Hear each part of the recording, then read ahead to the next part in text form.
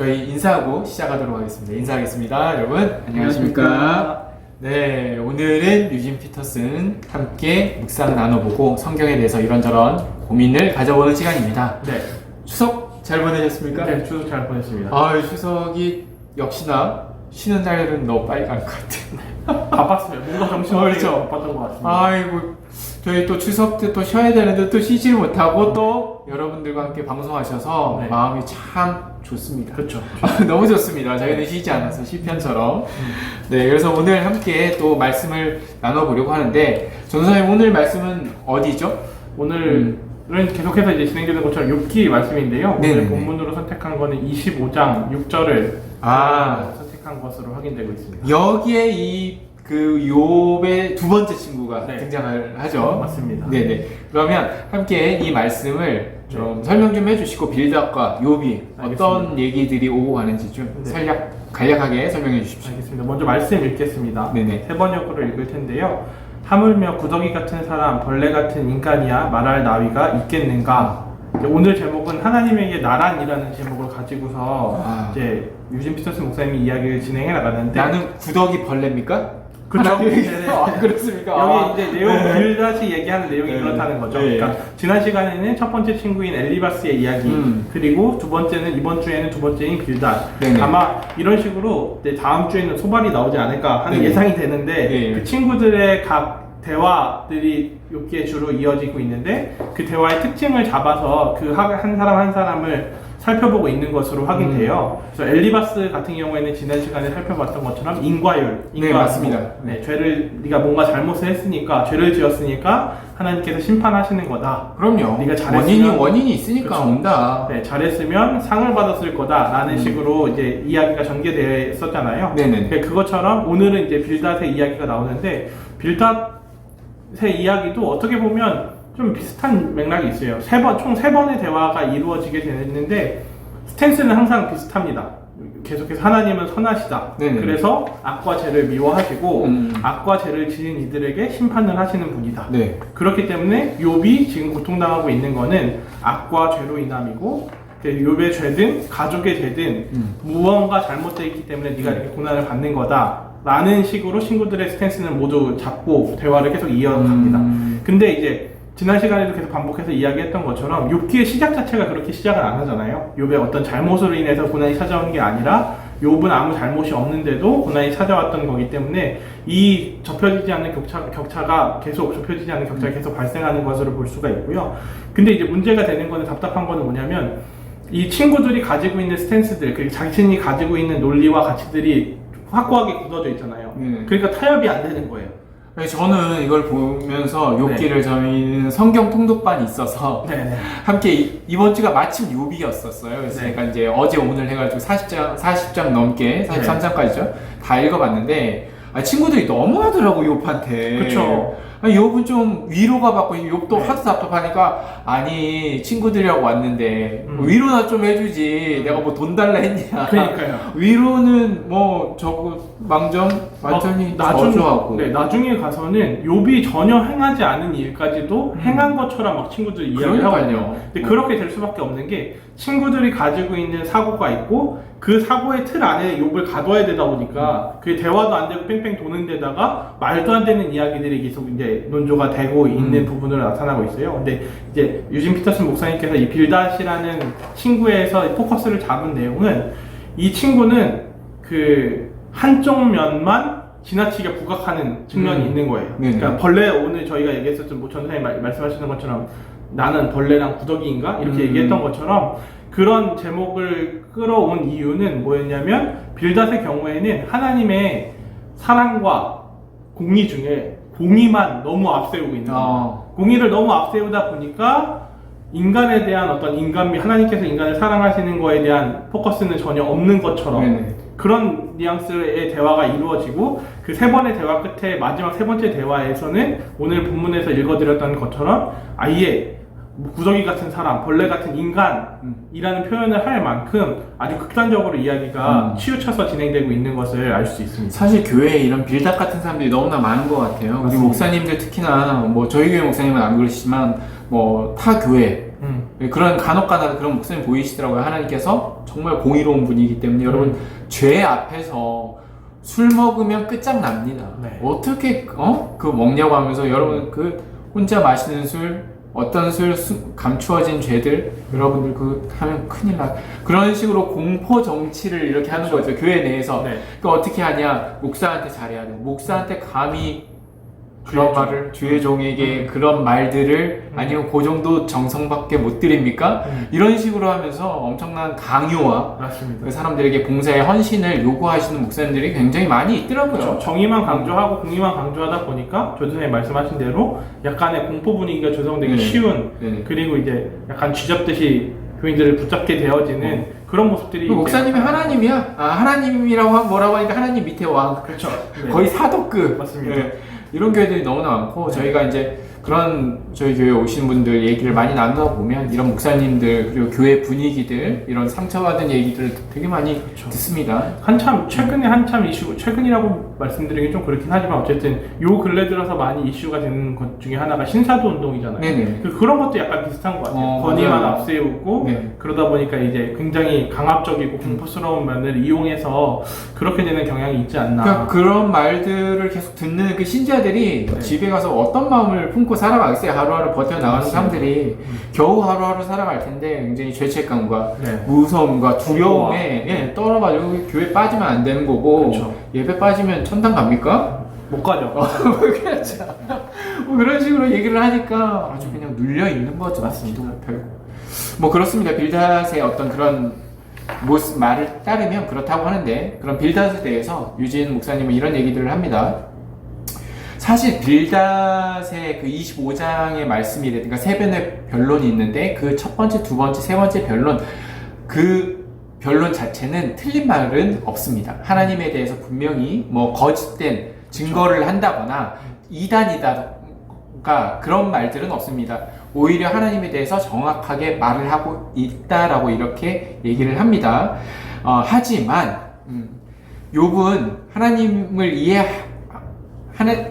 이해할 수 없는 이유는 하나님은 크시고 우리는 너무나 작기 때문에 그러잖아요. 우리가 뭐 구더기와 같이 너무나 작기 때문에 이런 빌닷의 하나님의 위대하심을 너무 강조하다 보니까 사람이 너무나 하찮게 그려졌다라는 겁니다. 그렇기 때문에 우리는 하나님의 선하심과 어떤 뭐 큰 위대하심 이 고난을 준지 우리는 이해할래야 할 수가 없다라는 거예요. 근데 중요한 건 뭐냐? 네가 잘못은 있다. 그렇죠.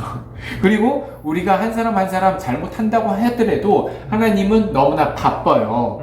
하나님은 이 세상을 섭리하고 운행해 가야 되는데 너같이 한 사람한테 하나님이 집중하고 네가 억울한 일을 당했다 쳐도 너는 정말 저 작은 벌레와 같은 존재인데 너 63빌딩 올라가서 사람 봐봐라 벌레다. 그 벌레가 아픈지 슬픈지 기쁜지 그거 어찌하냐. 63빌딩은 63빌딩과 세상을 움직여야 돼. 하나님은 그런 존재라는 것이죠. 그래서 우리의 작은 어떤 희노애락을 알아주실 수 없다라고 이렇게 표현을 합니다. 그래서 우리는 빌닷의 표현은 그런 거예요.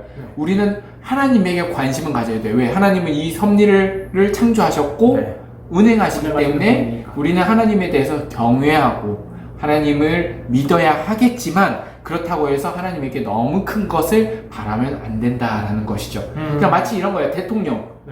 대통령에 대해서 우리가 좋게 생각을 해야 되겠죠. 그리고 우리 대통령이 어찌 됐든 우리나라를 잘 운영해 나가고 큰 일, 뭐 국방, 뭐 큰 게 보면 뭐 의료, 뭐 외교 지금도 뭐 유엔총회 다녀오셨지만 뭐 이런 큰 일을 하다 보니까 내가 지금 방송 앞에서 찍는 거에 대해서 알아야 될 필요가 있느냐? 알 수도 없죠. 알 수 없을 뿐더러 뭐 굳이 뭐 이러면 작은 일. 하지만 나는 대통령에 대해서는 알아야 된다. 그렇죠. 뭐 이런 비유를 하는 겁니다. 하나님은 너무 크시고 하물며 하나님이냐라고 하는 거예요. 그래서 사실 이러한 관점은 이단이나 잘못된 관점은 아니라고 하는 것입니다. 왜냐하면 하나님의 위대하심에 대해서 우리가 잘 빌닷은 이야기를 하고 있어요. 하지만 빌닷은 하나님의 위대하심을 너무 강조하기에 나와 같은 보통 사람에 대해서 하나님은 관심이 없으시다. 하나님 우리에 대한 사랑이 없으시다. 이 점을 간과하고 있다라고 하는 것이 문제라고 하는 것입니다. 그리고 빌닷이 말하는 하나님은 세계의 큰 역사 그리고 세계의 어떤 대소의 큰 일과들에 대해서 관심이 있다고는 하지만 하나님은 내 생일이나 내가 아프고 나에게 내 신상에는 관심이 없다라고 이렇게 얘기를 합니다. 하지만 마지막에 다윗이 또 다윗의 얘기를 들어가면서 유진 목사님이 그런 얘기를 합니다. 하지만 하나님이 정말 우리를 생각하고 있다라는 것을 다윗은 이렇게 고백합니다. 사람이 무엇이 간데 주께서 그를 생각하시고 인자가 무엇이 간데 주께서 그를 돌보시나이까. 다윗의 이런 고백처럼 하나님은 우리를 사랑하셨기 때문에 창조하셨고 나에게도 관심이 많으십니다 라고 그의 묵상을 끝을 냅니다. 오늘 묵상 좀 어떻게 개인적으로는 느끼셨습니까? 저는 이제 보면서 이제 어찌됐건 빌닷이 보이고 있는 형태를 잡아내신 유진 피터슨이 이제 묵상의 포커스를 잡아내신 부분이 어떻게 보면 단편적인 면을 너무 지나치게 강조하는 걸 말씀하고 있는 거잖아요.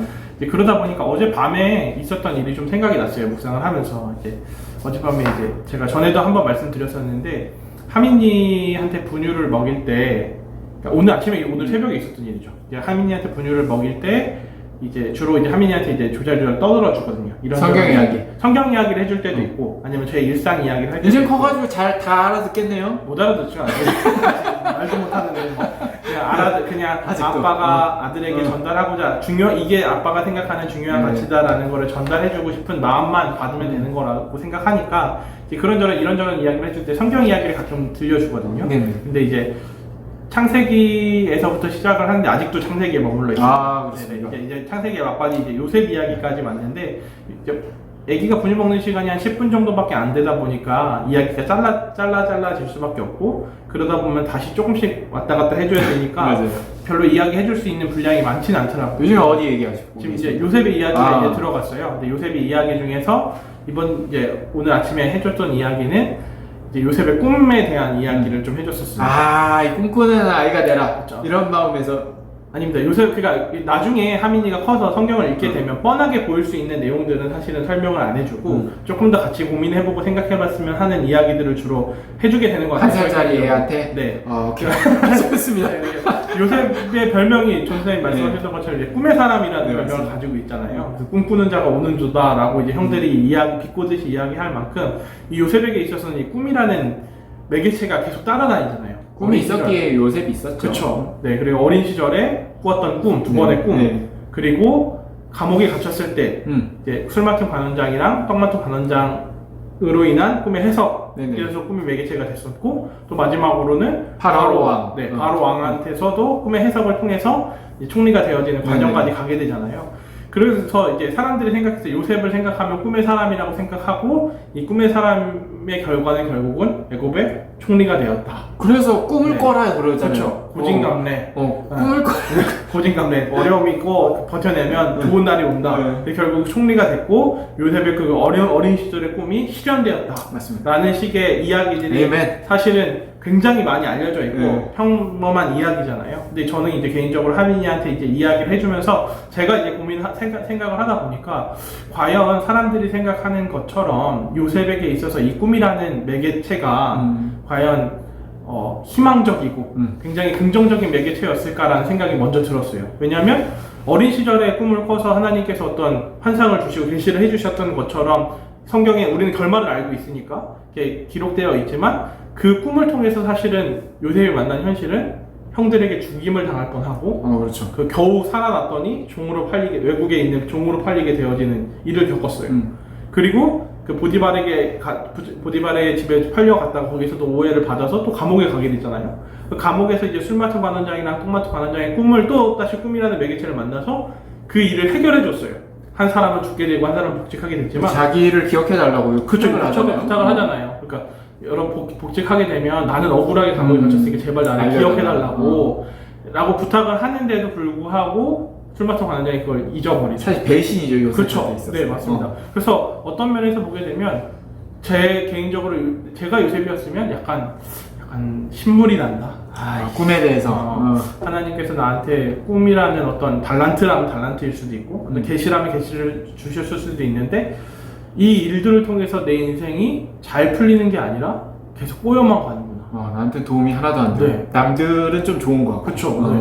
그리고 우리들이 흔히 생각할 때 우리에게 주어지는 은사나 어떤 달란트나 어떤 능력은 뭔가 우리의 삶이 더 나아져야 될 것 같고 좋은 형편으로 가야 될 것 같은데 요셉의 삶은 사실은 전혀 그렇지가 않았잖아요. 결론적으로 이제 마지막에 바로 왕 앞에 가서의 꿈의 해석을 통해서는 총리가 되긴 했지만 그걸 바라보면서 요셉이 버텼다고 생각을 안 들어요. 생각이 안 들고 요셉은 그냥 일상의 자리에서 자신이 할 수 있었던 최선을 다해서 살았던 삶이 그 꿈이라는 매개체를 통해서 증명되고 나타났던 게 아닌가라는 생각이 들거든요. 요셉은 신실하게 신앙의 길을 갔던 이유가 거기에 있지 않나. 네. 그러니까 자칫 잘못하면 우리는 하나님께서 우리에게 무언가 잘 해주셨을 때, 아니 뭔가 좋은 것을 주셨을 때 그 좋은 것을 통해서 더 우리에게 좋은 결과가 나타나기를 기대하기 마련이고 그 기대대로 되지 않았을 때는 이게 내 뭐 잘못 때문이거나 아니면 이게 하나님이 주셨던 게 아니거나 그런 식으로 이제 막 곡해하거나 방향을 틀어버리게 되잖아요. 그리고 이제 더 이상 그 일에 대해서는 생각하지 않게 되어지고. 그러니까 성경을 자기가 보고 싶은 대로 보는 것 같아요. 맞습니다. 그쵸? 아니면 배운 대로. 네, 그렇죠. 한 부분만 딱 부각시켜서 생각하기 좋은 그런 모습이지 않나라는 생각이 들었어요. 그래서 이제 빌닷의 이야기랑 요셉의 이야기 같이 생각나면서 요셉에게 있어서의 꿈은 아주 긍정적이고 아주 좋은 매개체일 수도 있겠지만 그것보다는 그냥 자신의 삶을 꾸준히 살아가면서 자신의 삶이 잘 되든 잘 되지 않든 간에 그냥 하나님과 관계하면서 살아가는 거에 대한 신실함을 증명하게 되어지는 매개체가 아닌가 하는 생각이 들어서 그래서 이제 빌닷의 이야기를 보면서 단편적으로 하나님의 한쪽 면만 봤던 빌닷의 이야기를 보면서 요셉의 얘기가 함께 생각이 나고 이게 보면은 또 지금 빌닷은 공의의 부분에 대해서 하나님의 강조를 했잖아요. 근데 또 사랑에만 또 강조를 하다 보면은 또 막 나가고 막 사는 사람들이 이렇게 생기게 됩니다. 맞습니다. 그 뭐 미량 얘기도 그렇잖아요. 그렇죠. 하나님이 사랑하니까 나도 사랑해 주시고 받아들여 용서해 주셨어. 다 끝이야. 나는 죄. 나는 이미 하나님한테 용서 받았으니까 너가 의미가 용서해 주는 없어. 건 의미가 없어. 하나님의 사랑이 크시기 때문에 나 같은 죄인 살리신. 그렇죠. 그런 식으로 하다 보면은 뭐 그냥 막 살게 되고 하나님의 공의나 하나님의 율법에 대해서 아무런 무서움도 두려움도 가지지 않고 그렇게 살아가는 또 그런 인생이 있습니다. 분명히 우리가 신앙을 가질 때 성경을 어느 단편적인 모습이 아니라 하나님의 모습을 전체적으로 잘 볼 필요가 있는 것 같습니다. 맞습니다. 네, 아주 좋네요. 전도사님은 묵상을 보시면서 어떤 생각을 정리하셨어요? 저는 아무래도 이제 그 번역을 하면서 이 구덕이라는 단어가 이거 떠나지가 않더라고요. 이게 하면서 구덕이 성경도 읽으면서 이 머릿속에 한번 탁 박히니까 떠나지가 않아요. 그래서 구덕이 얘기를 지금 제가 계속 하고 있는데 안 하려고 빼려고 하다가 좀 이런 벌레 얘기를 좀 한번 해볼까 합니다. 그래서 사실 인간의 어떤 부패성이라든가 작은 모습을 표현하기 위해서 비유를 한 거죠. 뭐 벌레와 구덩이라고 했는데 성경에 보면 이것뿐만 아니라 뭐 진토라든가 뭐 저울에 우리가 달면은 입김보다도 가벼운 존재다. 이 숨보다도 우리의 존재가 가벼울 정도로 하나님의 어떤 위대하심에 비해서 우리는 보잘것없고 초라한 존재다. 아니 뭐 또 혹자는 시인 풀과 안개와 같은 그런 존재밖에 안 된다라고 이렇게 얘기를 합니다.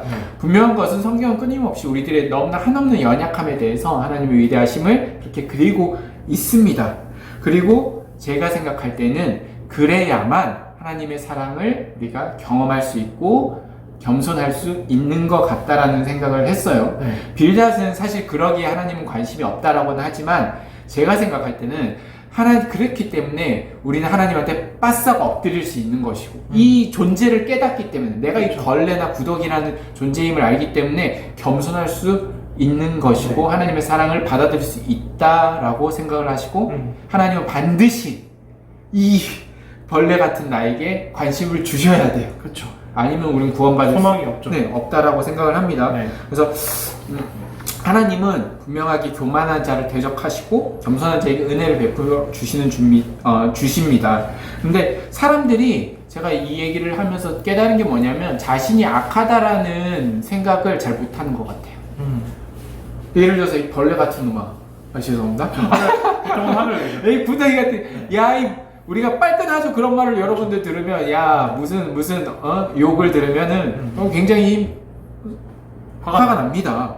근데 우리가 사실 우리 자신을 이렇게 표현을 못해요. 왜냐하면 나는 꽤 괜찮은 것 같은 사람이라고 은연중에 우리는 생각을 합니다. 이걸 제가 어떻게 알 수 있냐면 이제 중고등학교 아이나 청년들이 이렇게 말씀을 얘기하다 보면은 특히나 이제 힘든 게 그거예요. 중고등학교 아이들은 죄인이라는 거에 대해서 이해를 못해요. 이제 일단 예수님을 알고 영접한다라는 것은 죄인에서 시작해야 돼. 내가 그렇죠. 그냥 엄청난 죄인임을 깨달아야 되는 거예요. 내가 벌레 같고 구더기 같은 인생이고 연기보다도 난 가볍고 하나님의 위대하심에 비추어서 나는 엄청난 죄인이구나. 근데 우리 아이들은 자기가 죄인이라고 생각을 하지 않습니다. 내가 뭘 그렇게 잘못했나? 그렇게 뭐 눈물도 안 난대. 아이고 꼭 눈물 흘리라는 건 아니에요. 근데 네. 통렬한 어떤 자기 비판적인 자세, 나의 어떤 악함, 추함 이런 것들에 대해서 이게 나는 아니라고 생각을 하는 거예요. 그러니까 내가 이 정신부터 우리는 썩어 있어요 이미. 우리는 왜 그렇게 생각할 수밖에 없느냐? 우리 MZ 세대라고 하지 않습니까? 네. 우리 뭐 20, 30, 40대 이 사람들은 내가 우리들의 법 기준이라는 것은 그냥 우리들이 살고 있는 이 세상의 법 기준, 도덕률, 규칙 등인 것 같아요. 그러다 보니까 우린 그렇게 나쁜 흉악범이 아니에요. 범죄자가 아니니까. 네, 범죄자가 아니니까 네. 내가 그렇게 크게 나쁜 사람도 아니고 내가 이런 모습에 대해서 잘 이해를 못하는 것이죠. 그런데 하물며 하나님의 어떤 성경에 대해서 우리가 그렇게 내 모습을 바라볼 수 있는가라고 하는 겁니다. 그러다 보니까 예수님에 대해서 이해시키기가 너무나 쉽지가 않습니다. 물론 뭐 이해시켜가지고 영접하고 안 하고 이건 아니겠지만 자신의 모습을 돌아보지 못하는데 어떻게 예수님을 영접을 할 수가 있겠습니까? 근데 이게 정말 이게 우리들의 인식에도 정말 많이 팽배해져 있는 것 같습니다. 이걸 어떻게 제가 깨닫냐면 우리가 사람들끼리 모이면 제일 많이 하는 얘기가 뭐냐면 남 얘기입니다. 남 얘기. 그쵸? 뒷담화. 뒷담화. 네. 너무 재밌잖아요. 여러분들 밤새도록 하실 수 있으시잖아요. 3명만 모이면 시간 가는지 모르고 자기 얘기도 하겠지만 자기 얘기하면서도 어느 순간 나는 남보다 낫다. 남 얘기 왜 합니까? 나는 나쁜 놈인데 걔보다는 나아. 나보다 더 나쁜 사람이 더 나쁜 사람이 있어. 네. 이런 마음들이 혹시 우리 마음 가운데 있지 않은가? 요 분들은 그래도 조금 나은 편이에요. 네. 그냥 대놓고 남들 욕하고 죽일 놈이니 어떤 놈이니 그냥 내가 아는 사람뿐만 아니라 불특정 다수 뭐 정치 뭐 교회를 향해서 이런 얘기들을 할 수 있죠. 사실 근데 비평이나 비판과 누군가를 위해서 분노를 하는 건 좀 다른 것 같습니다. 네. 정말 그 안에 적개심과 어떤 정말 나쁜 마음들이 많이 있어요. 그 마음속에 과연 뭐가 있냐라고 하는 거예요. 과연 자신을 벌레라고 얘기를 하고 나는 저울을 댔을 때 입김보다도 가볍습니다라고 존재하는 이들이 누군가에 향해서 그렇게 불같은 분노를 뽑을 그런 입술을 가지고 있냐라고 질문을 해봤을 때 저는 아니라고 생각을 합니다. 그럴 자격이 없다. 그럴 자격이 없습니다. 뭐 자격을 떠나서 안 그럽니다. 왜냐? 내 모습을 본 사람은 그런 나도 용서해 주신 하나님인데 그렇죠. 이런 벌레 같은 나도 용서해 주시고 사랑해 주신 하나님인데 그 남의 죄, 내가 보이는 죄들 무거워봤자 얼마나 무겁겠습니까? 마음속의 죄가 더 무겁죠. 네. 남의 죄에 대해서 그렇게 이해하지 못하고 용서하지 못하고 그렇게 뭐가 있겠냐라는 그런 생각을 좀 했습니다. 그래서 저는 오늘의 말씀이 사실 빌닷의 얘기는 틀린 맛은 없습니다. 근데 한쪽을 이제 부분적으로 치우쳤지만 근데 빌닷의 이야기에도 분명히 우리가 깨달아야 할 교훈들이 있다고 저는 생각이 듭니다. 그래서 우리들에게 예수님이 오신 거고 예수님을 몰랐으니까 아마 빌닷이 이런 얘기를 했을 거예요. 빌닷이 예수님을 딱 봤으면 내가 잘못했구나. 하나님은 관심이 있으시구나. 이걸 분명히 알으셨을 겁니다. 그래서 예수님이 오신 거고 예수님을 믿는 신자라고 한다면 나의 잘못들, 나의 모습들 하나님께 다시 한번 되돌아보고 그래서 주변 사람들의 실수에 대해서 넉넉하게 그냥 마음에 안 들어도 화 이만큼 날 거 조금 덤덤하게 그래도 얘기해 줄 수 있지 않을까. 맞습니다. 또 어떻게 나의 화를 좀 누그러뜨리는 것도 우리가 신앙의 한 모습이지 않을까라는 그런 생각을 또 한번 해보게 됩니다. 네. 맞습니다. 그럼 마지막 마무리 말씀 좀 해주시죠, 선생님. 오늘 마무리 말씀은 선생님 말씀하셨던 것처럼 이제 빌닷의 이야기 안에 또 분명히 우리에게 전달하시고자 하는 메시지가 있는 것처럼 우리 일상에서 또 그런 면도 있는 것 같아요. 우리 일상에 살다 보면 내가 만난 하나님 그리고 내가 받은 말씀이 정말 중요한 말씀이라고 생각해서 상대방에게 강요하게 되어지는 그런 문제들도 발생하는 것 같아요. 그래서 조선님 말씀하셨던 것처럼 누군가를 향한 너그러운 마음이 생긴다는 것은 다른 사람이 고백하고 있는 하나님에 대해서도 충분히 네. 존경하고 존중하고 또한 나도 다시 그 하나님을 통해서 다시 나도 하나님을 만나게 되어지는 그런 일상의 일들이 우리에게 주어진 축복이 아닌가 하는 생각이 듭니다. 너무나 좋습니다. 네. 여러분 이제 주말인데 네. 자신의 모습을 돌아보고 상대방을 향해서 내 주변에 있는 사람들에게 넉넉한 마음을 품어주면서 즐겁게 쉬는 주말이 되었으면 좋겠습니다. 저희는 일요일 다시 네. 예배로 함께 만나도록 하겠습니다. 여러분 감사합니다. 감사합니다.